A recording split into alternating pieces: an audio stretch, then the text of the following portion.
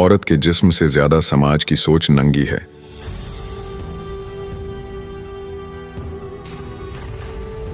मैं सच लिखता हूं क्योंकि झूठ लिखने की कला मैंने कभी सीखी ही नहीं।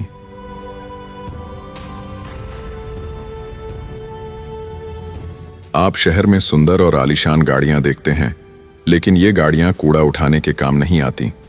कूड़ा उठाने के लिए अलग गाड़ियां होती हैं, जिन्हें देखकर आप नाक पर रूमाल रख लेते हैं। उन औरतों का भी वजूद जरूरी है जो समाज की गंदगी उठाती हैं। अगर वे न हों तो हमारे तमाम गली कूचे मर्दों की गलीज हरकतों से भर जाएं।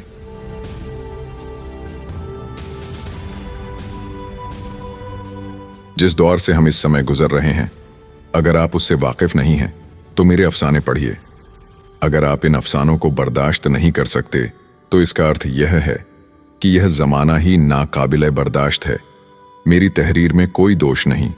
जिस दोष को मुझसे जोड़ा जाता है वह दरअसल आज के सामाजिक ढांचे का दोष है।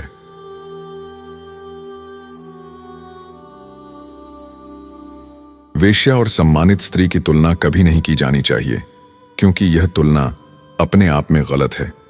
वेश्या स्वयं कमाती है, जबकि सम्मानित स्त्री के लिए आम तौर पर कमाने वाला कोई और मौजूद होता है।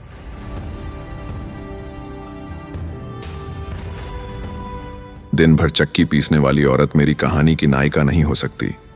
मेरी नायिका तो चकले की वह ठुकराई हुई औरत हो सकती है जो रात को जागती है और दिन में सोती है, और कभी कभी इस डर से उठ बैठती है कि बुढ़ापा उसके दरवाजे पर दस्तक दे रहा है। उसकी गलाजत, उसकी बीमारियां, उसकी चिड़चिड़ाहट और उसकी गालियां, ये सब मुझे अपनी ओर खींचती हैं।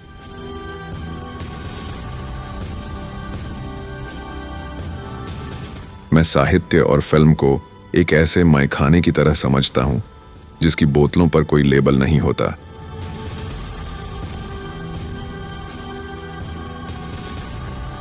ये लोग जिन्हें आम बोलचाल में नेता कहा जाता है, धर्म और राजनीति को इस तरह पेश करते हैं जैसे कोई लंगड़ा, अपाहिज और जख्मी इंसान हो।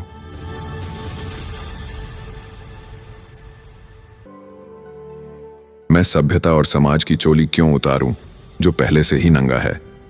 मैं उसे कपड़े पहनाने की कोशिश भी नहीं करता। यह दर्जियों का काम है।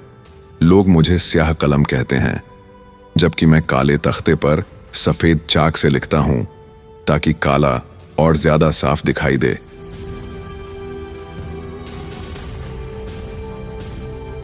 याद रखिए, पेट भरे लोग कभी वतन की सेवा नहीं कर सकते। जो व्यक्ति देश की सेवा का दावा करता है उसे सबसे पहले बाहर का रास्ता दिखा देना चाहिए।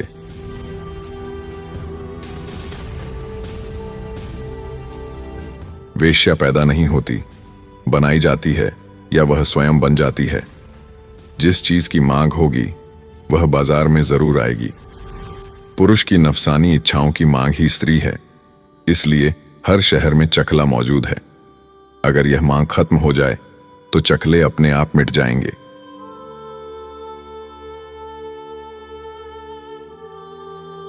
मैं हर उस व्यक्ति के खिलाफ बगावत चाहता हूं जो हमसे मेहनत तो कराता है लेकिन उसका दाम अदा नहीं करता।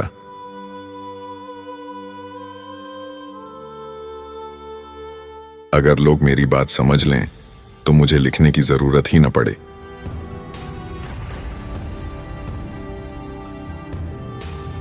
अगर सच को लिखना गुनाह है तो यह गुनाह मैं आखिरी सांस तक करता रहूंगा।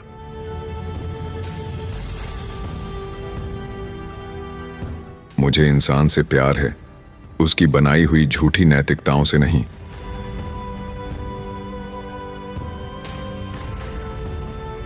अगर मेरी कहानियां आपको अश्लील लगती हैं तो इसका अर्थ यह नहीं कि मैं अश्लील हूं, इसका अर्थ यह है कि समाज अश्लील है।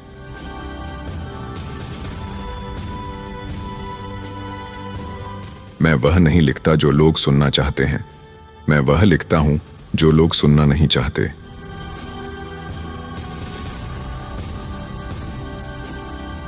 कानून हमेशा ताकतवर के हाथ में एक ऐसा डंडा होता है जिससे वह कमजोर को चुप करा सके।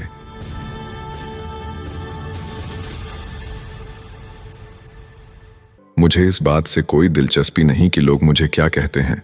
मुझे दिलचस्पी इस बात से है कि मैं क्या लिखता हूं।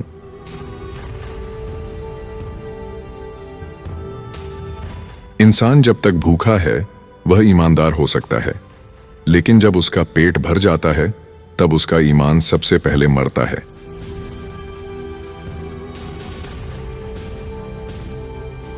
सभ्यता की सबसे बड़ी पहचान यही है कि वह अपने गुनाहों को सुंदर शब्दों में ढक लेती है।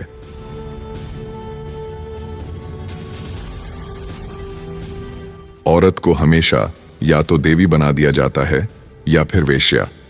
इंसान बनने का हक उसे कभी नहीं दिया जाता।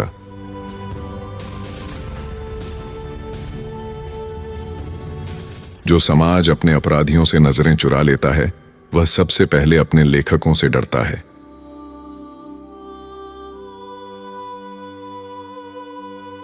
मैंने इंसान को बहुत करीब से देखा है, इसलिए मैं उसके बारे में मीठा नहीं लिख सकता।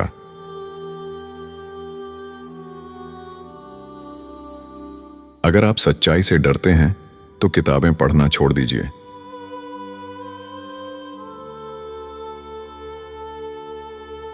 मुझे समाज की सफाई से ज्यादा उसकी बदबू में दिलचस्पी है, क्योंकि बदबू सच बताती है।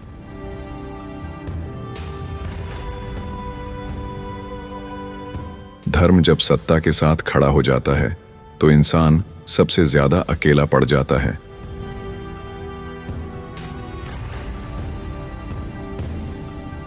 मैंने कभी आदर्श इंसान नहीं देखा, मैंने सिर्फ डरपोक, भूखे और स्वार्थी इंसान देखे हैं।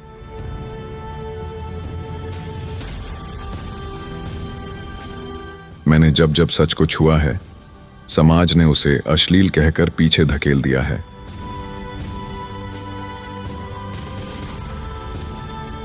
इंसान अपने अपराधों से नहीं, बल्कि उनके उजागर हो जाने से डरता है।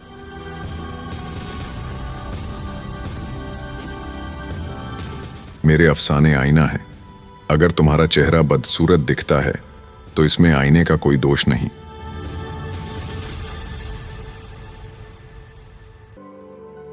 मैंने कभी इंसान को सुधरते नहीं देखा, सिर्फ अपने गुनाहों के लिए नए नाम गढ़ते देखा है।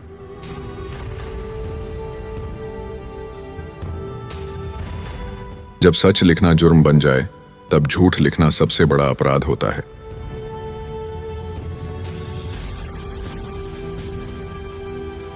इज्जत और बेइज्जती के पैमाने हमेशा ताकतवर तय करता है।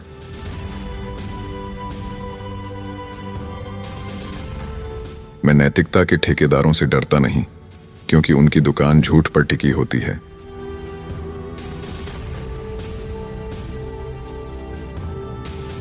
जो लोग मुझे बदनाम करते हैं वही मेरी सच्चाई के सबसे बड़े गवाह हैं।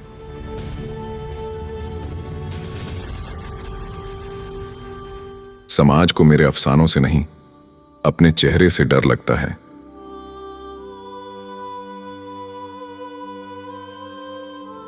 मैंने हर दौर में यही देखा है, सच हमेशा कटघरे में खड़ा होता है।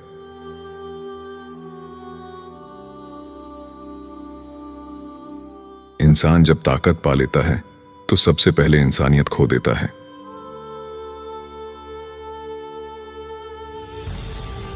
मेरे लिखे हुए शब्द अगर चुभते हैं तो समझ लीजिए वे जिंदा हैं।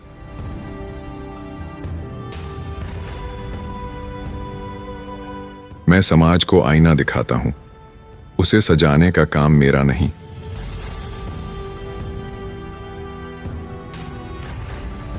अगर मेरे अफसाने आपको बेचैन कर देते हैं तो यह बेचैनी जरूरी है।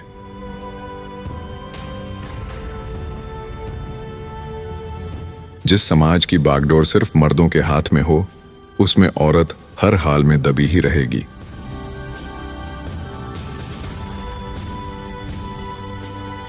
कहानी लिखना मेरा पेशा है और मैं इसके सभी नियमों और मर्यादाओं से भली भांति परिचित हूं।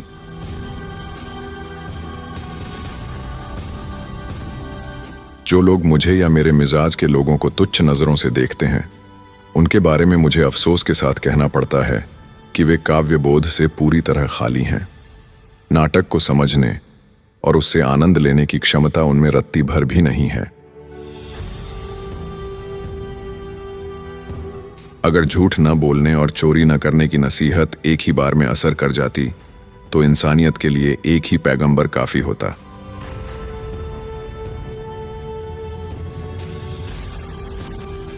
हिंदी हिंदुस्तानी और उर्दू हिंदी के तमाशे से हमें कोई मतलब नहीं। हमें अपनी मेहनत की पूरी कीमत चाहिए। लेख लेखन हमारा पेशा है, कोई शौक नहीं। तो फिर उसके सहारे जिंदा रहने का हक मांगना जुर्म क्यों माना जाए? जो पर्चे, जो पत्रिकाएं, जो अखबार हमारी लिखी हुई स्याही का दाम अदा नहीं कर सकते, उन्हें बिना अफसोस बंद हो जाना चाहिए।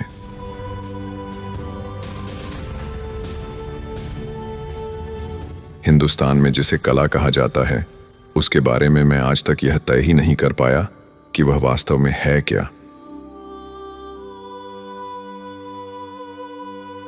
मेरी सबसे बड़ी शिकायत उन लेखकों, शायरों और कथाकारों से है जो अखबारों और पत्रिकाओं में बिना किसी मेहनताना लिए लेख भेजते हैं। वे उस चीज को क्यों पालते हैं जो उनके मुंह में एक कौर भी नहीं डालती? वे ऐसा काम क्यों करते हैं जिससे उन्हें कोई निजी लाभ नहीं मिलता? वे उन कागजों पर क्यों रेखाएं खींचते हैं जो उनके लिए कफन तक का काम भी नहीं दे सकते?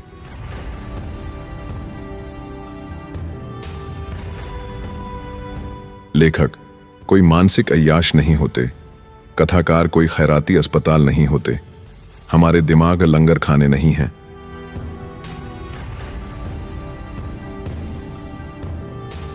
हमारे कथाकारों की सबसे हास्यास्पद रचना खलनायक है, जिसे पूरी उम्र गुनाहों में जीने दिया जाता है और अंत में उसे नेकी के समुंदर में जबरन डुबो दिया जाता है। सबसे पहले दिल से धन्यवाद, आपने ये वीडियो पूरा देखा। इसका मतलब है कि आप मेरी मेहनत और इस सफर से जुड़े हैं। मैं बिना किसी स्पॉन्सर के अपने समय और जुनून से ये कंटेंट बना रहा हूँ। YouTube से ज्यादा आमदनी नहीं होती। अगर आप चाहें तो UPI के जरिए छोटी सी सहायता कर सकते हैं। QR कोड स्क्रीन पर है। किसी भी UPI ऐप से स्कैन किया जा सकता है। आपका हर सहयोग मेरे लिए एक नई ताकत है। फिर मिलेंगे एक नए वीडियो में। धन्यवाद।